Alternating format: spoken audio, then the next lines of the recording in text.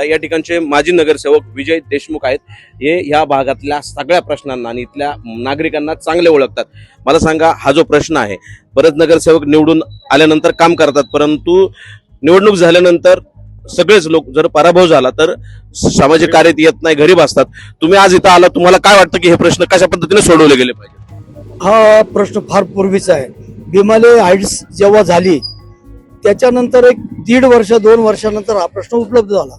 त्या माझा कार्यकाळ संपला आणि त्यानंतर हा प्रश्नाची निर्मिती झाली की जो जुन्या लाईन्स आहे त्या खाली आहे आणि सरळ जी लाईन आहे त्या लाईनला या झाडापाशी त्या झाडांच्या मुळ्यामुळे ती लाईन वर खाली झाली. तर त्यावेळेस मुल्ला म्हणून होते, मुल्ला इंजिनियर होते, त्यांना सांगितलं होतं मी की तुम्ही सरळ खाली लाईन घ्या.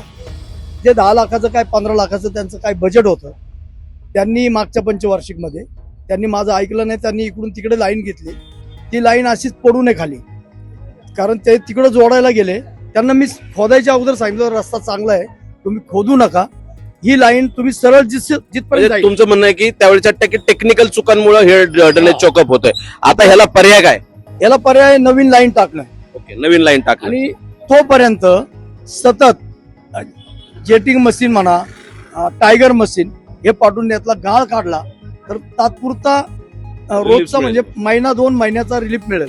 या ठिकाणी विजय देशमुखांनी खरीच टेक्निक अडचण काय ही पाहिली, परंतु तोपर्यंत पुणे महानगरपालिकेने मदत करावी. जेटिंग मशीन असेल किंवा काही इतर तांत्रिक गोष्टींचा वापर करून तात्पुरत्या स्वरूपाचं हे ड्रेनेज सुलभ करावं.